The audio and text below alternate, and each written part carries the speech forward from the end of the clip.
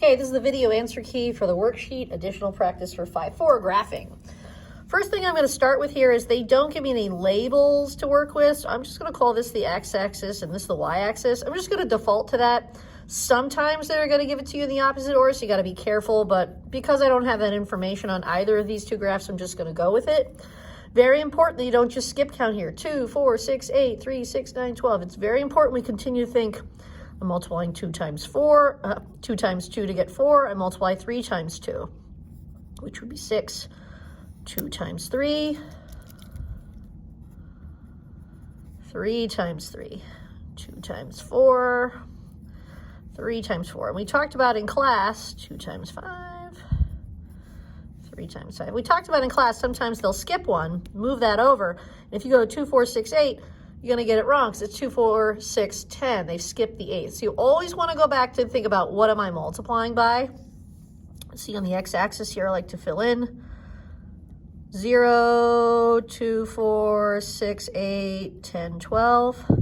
Now here you get an option on what to skip count by, and you can see our y values are 3, 6, 9, 12. So to make my life easier, I'm going to make every tick mark skip count by 3. This is a great point in mathematics that the x and y axis do not have to skip count or have an interval that's the same. So here the interval is 3. Here the interval is 2. That's what they're skip counting by. Now I'm going to plot it. This is the point 2, 3. Run 2, jump 3. Call that A. Run 4, jump 6.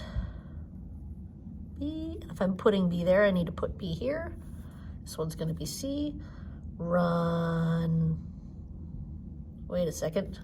Put this up here wrong. Glad I'm working in pencil today. This is A. This is B. Run 4, jump 6. Now it's run 6, jump 9. I would have gotten a point off on my test.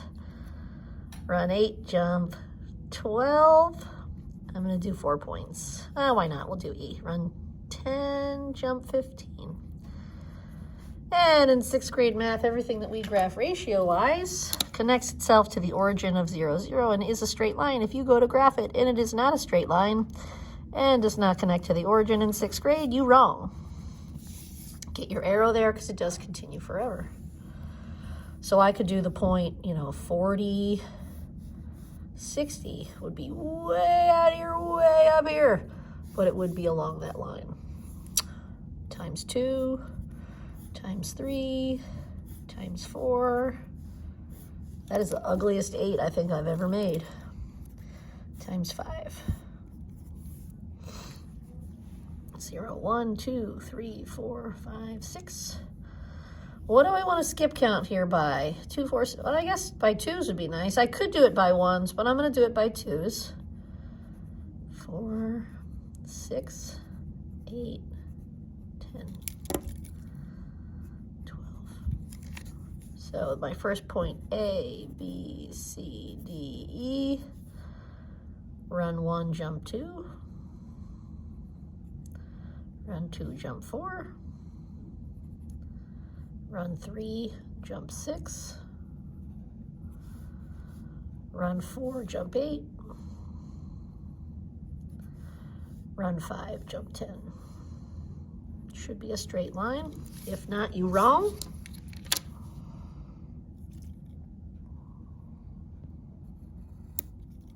Oh man, keep breaking those. Arrow at the end because it does continue on forever. Let's take a look-see here. Cost in fertilizer bags for every $140. You have 10 bags. Okay. Complete the table and graph the values. Well, I see here 140 times 2 is 280, so 10 times 2 is 20. And then I have to switch, this is the blank, so I'm looking, how am I changing 10 into 30? That's times 3. So I got to get out my handy dandy calculator here for 6th grade. And I'm going to say, well, what is 140 times 3? 420. 10 times 4. 140 times 4. 560. So, oh boy. Well, I bet you this is times 5 based on the pattern they've set up. So let me check it. Is 140 times 5 equal to 840? Nope. Well, let me try 6. 140 times 6 is 840. Oh, they broke the pattern. This is where they get you.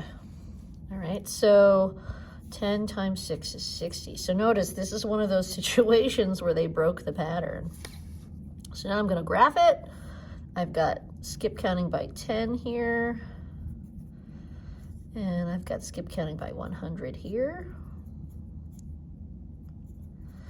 So I'm going to use a pen just so it's really clear to see that I've got point A. I'm just going to do 3 points today. So I'm going to run 10, jump 140. Oh, there's 150, a little below 40, and call that A.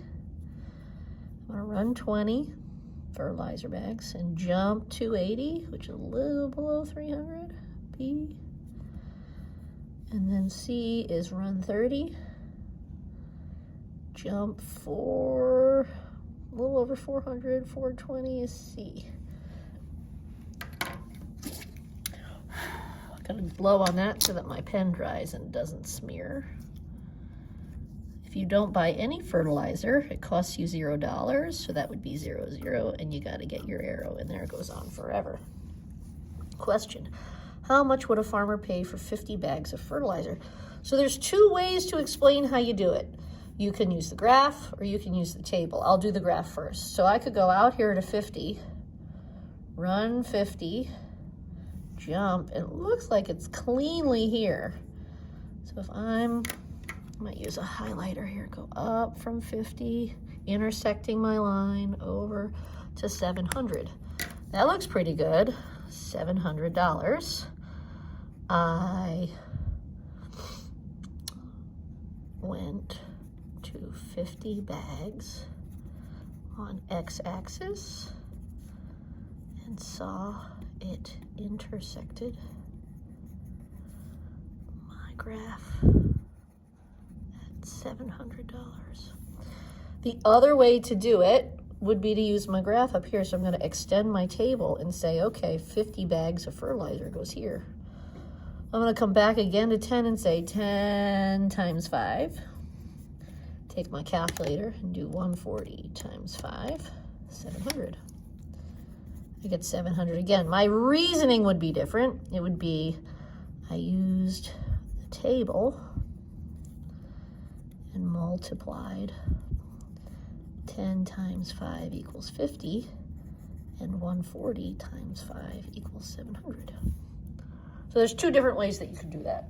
I like the table personally. A car uses 500 gallons of gas for every 120 miles. They filled that in for me, complete the table. If you're not sure what 120 times what is 360, you could do the reverse and do 360 divided by 120 will give me 3. So I'm multiplying here by 3, and I can check it. Is 120 times 3 equal to 360? So 5 times 3 is 15. 5 times 4 is 20. 120 times 4 is 480. So it says graph the values. I'm going to call this A, this B, and this C. So I'm going to run, gas is the x-axis. I'm going to run 5, jump 120. So if this is 100, it's got to be less than 150. It's like in here. That's a tough one. Let's say. And run 15. Jump 3, a little more than 50, which is 60, B. Run 20. Jump 4, that's 500, so 580 is here. And it looks like it's forming a beautiful straight line, which is really what we want. It's going to graph to 0, 0, because if I don't have any gas, I won't go any distance. Close, that's good. How many gallons of gas does the car use if it travels 600 miles? So again, you can do this either way. You can come over here to the graph, come to 600, bring that over. It looks like it's either going to be, what is this, 15, 25 gallons or a little bit over 25 gallons. So there, my estimate would be about 25 gallons for my graph. It looked to me like mine was a little beyond it. Or you could extend here and put your 25 and say 5 times 5 and do 120 times 5. I find that way to be a lot more exact. Well, I guess I did that backwards because I was guessing it was 25, so I wanted to check it, and that is correct. If I had started with 600, I could say, wow, maybe what's 600 divided by 120 to see that I'm multiplying 120 times 5 so that I could do 5 times 5 to get 25. That's another way to do it. How far can it go if it uses 30 gallons? So I can use the graph and come over here to 30 gallons and kind of dot my way up. It looks like it's going to be 700 miles. And again, I could extend and say 30 gallons of gas. I could do 5 times 6. And I could do 120 times 6, which is 720. Whoa, 720. So I guessed it was going to be 700 based on my graph. But I found that it's exactly 720 miles. Isn't that interesting? So if I used my graph, I didn't get an exact answer. And you can see my points a little above, and I just said, oh, it might be the thickness of my pencil. But here on the graph, I found an exact answer because I said 5 times 6 and 120 times 6. So I would have gotten that not quite correct by using the graph. I'm going to do another video for the back.